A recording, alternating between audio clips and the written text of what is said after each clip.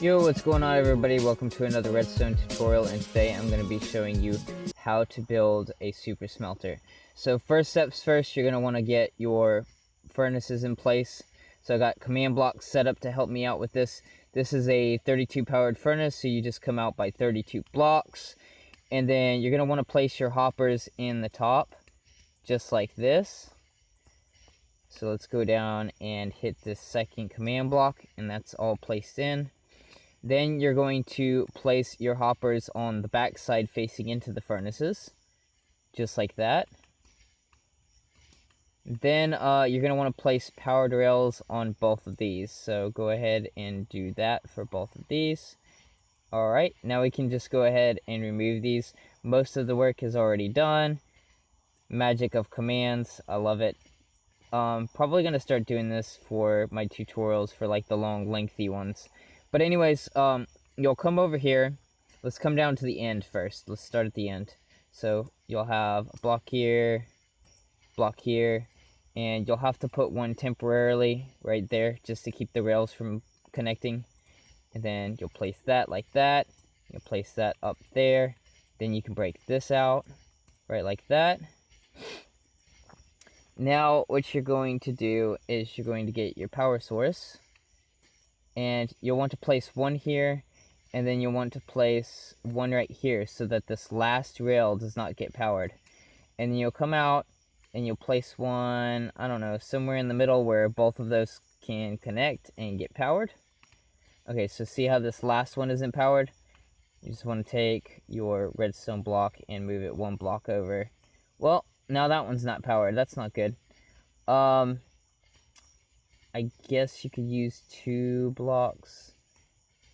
It really should have worked though. I don't understand why it didn't reach all the way.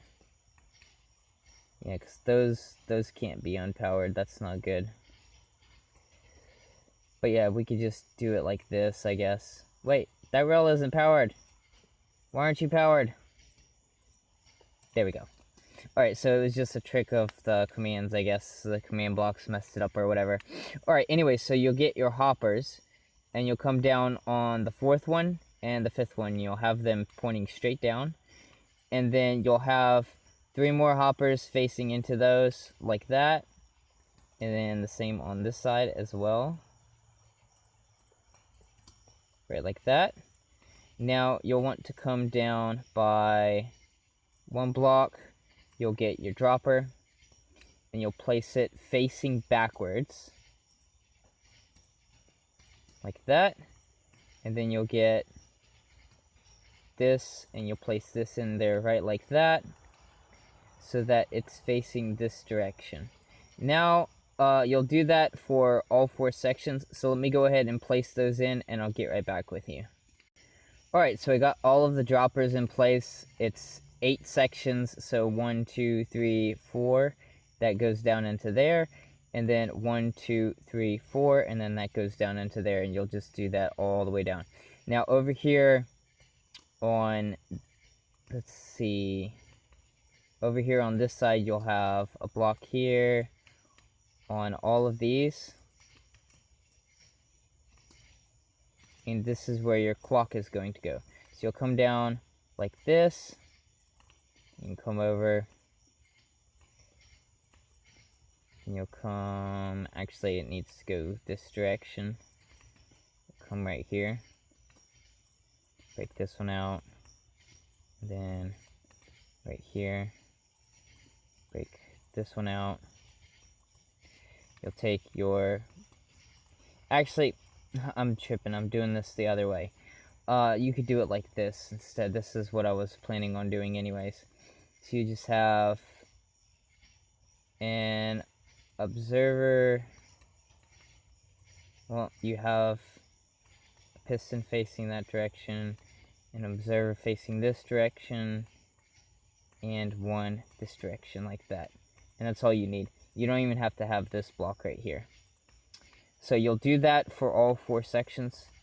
So very easy, just place a block there. Place one here for your comparator. I'm so used to building the other comparator clock that I didn't know what I was doing there for a second. Observer there. Observer there. Let me do that for these other two as well.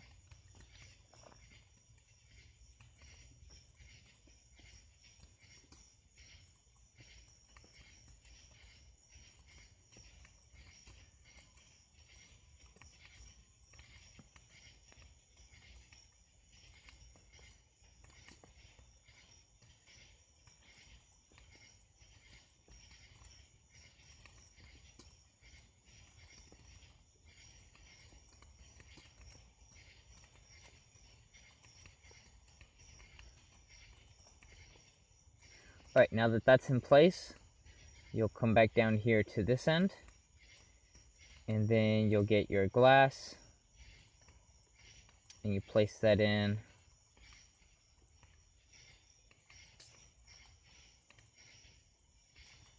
Right along here like this, all the way down, until you get to this one. Now when you get to this one, leave it one block further, and then it'll actually come down some. So right here, comes down. And then you'll also want to place glass in right here as well.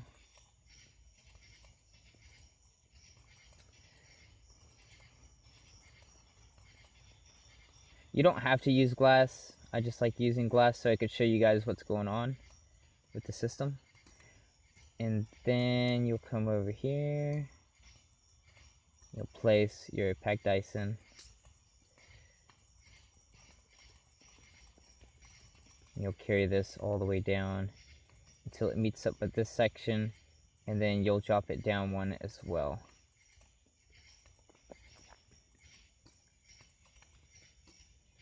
Alright, now you're going to get your half slabs, and you're going to put them one right here. The reason why I put it back one is because sometimes droppers spew items all over the place, and if an item was to happen to land under there, there's no water stream that would push it off. So just to eliminate the possibility of that happening, I just move the half slab back by one block. And then you'll come back through here. You'll get all of your water in.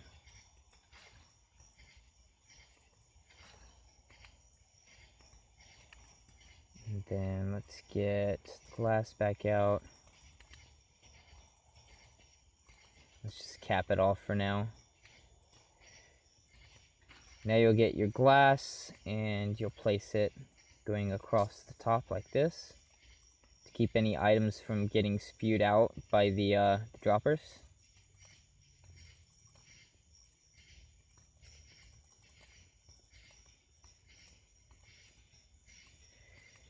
That's not what I meant to do. Let's place that back in. And right down, all the way down to here. Alright, so that's done. Now we'll get full blocks right here, right here. And then this one actually comes out by one more, like that. And this is where we start building the counting system. Let's leave that there. Let's go ahead and get rid of all of these. I'm gonna need that. Alright, so now I'm gonna need my rails. So you're gonna place a detector rail in here. You're gonna place a block so that you can place your fence gate, and then you can break that back out. And then you'll place rails like this. That needs to be a powered rail. You break that out. Now that that's done, we can go ahead and get our chest. Place it in right like that. That's going to be your input chest. And then over here for this other one, just place a powered rail there, and that will do that. Now what you're going to do is get a comparator output from that, run it into a full block. You're going to run that into a torch. And you'll have an observer facing this direction, and then you'll have, you could use half slabs or whatever you want. I like using half slabs for any type of redstone components that rest on top of it. It's a good practice to get into because slabs will not interact with any redstone around it. So you'll come over here with your repeaters, 1 on 4 ticks, 1 on 3, 7 ticks delay total. Then you'll get your comparators, and you'll place that like that. And you'll get your redstone dust, and you'll place it right like this. And one here. Now, this one right here actually does need to be a full block. And then you'll get your sticky piston facing up. You'll get an observer facing this direction into another full block. Okay, so what this is doing is when the hopper minecart gets the first item, it sends a signal to this torch that turns it out. The observer notices the change, sends it through this pulse extender, which takes the pulse and sends it to this observer. It basically lengthens the pulse, but this is a monostable, falling edge monostable circuit. So basically it takes a solid pulse and then it transfers that solid pulse into a single signal, a very small signal, and it's on the falling edge, which means when this depowers, that's when you get your signal. So what happens is this block gets powered, the observer gets pushed up by the sticky piston, and then when the signal is released, the piston retracts, pulling the observer back down, which would power this fence gate, open and close to allow the hopper minecart to travel back and forth. I'm a moron. That goes there, which means this whole system gets moved back by 1.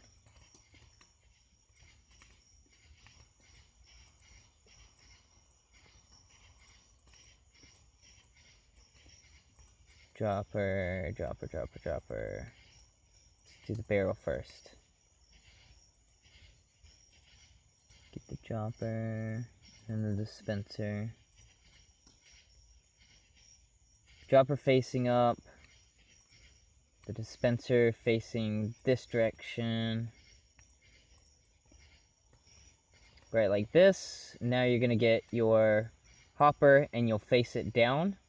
And then you'll get another hopper and you'll face it into the side of that, just like this.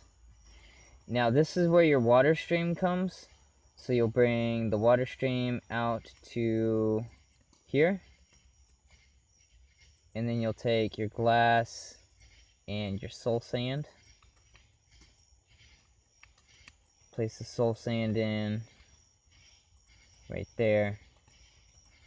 Take your glass down to here. You'll put a half slab in right there.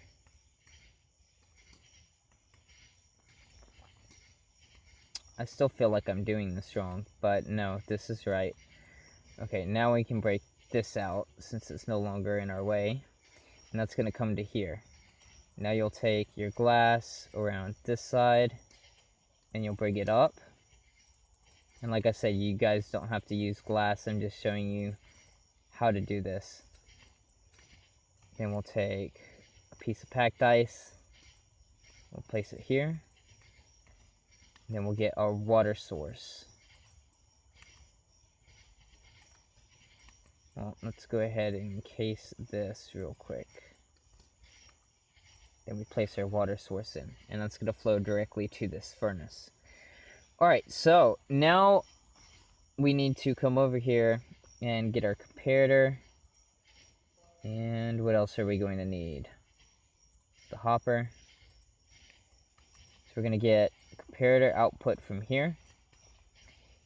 And we're actually going to need to loop that back around.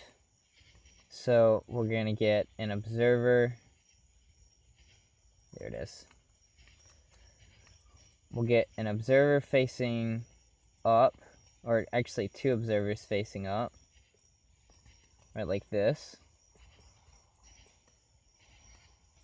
Or sorry, it is just 1.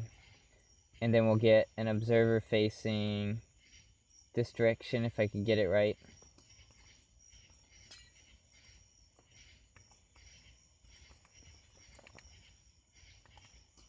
And then we'll get 2 observers facing down, like this. I did that ass backwards. No, I didn't. now I gotta place it back. Okay, so this goes here. Now we need a full block to go... Oh, Jesus. There we go. The comparator goes here. And then we have a torch going up here into a block here. And that's going to place our new shulker box. And then we'll have this coming up like this. Now this is going to be the chest full detector. So we'll have a comparator there. We'll have a comparator here. And then we'll take a barrel. Let's see, this is the one that I have that's already pre-filled. So you have this whole all the way filled up except for one piece has to be missing so that it will give out a signal strength of 14. Really, any signal strength of 14 will do, but this is just a more compact way of doing it. And then, of course, this needs to be in subtract mode, otherwise it won't work right. So now we can come over here, place some blocks in, and then we'll take our observers, and we'll place 2 facing up and 1 facing this direction. Go ahead and encase the rest of this in glass. Then we'll come over here, we'll get our hopper minecart.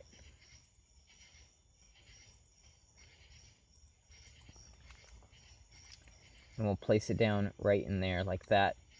And then also we'll want to place one in here. Now there's just a couple of final things left to do. We're going to get a chest,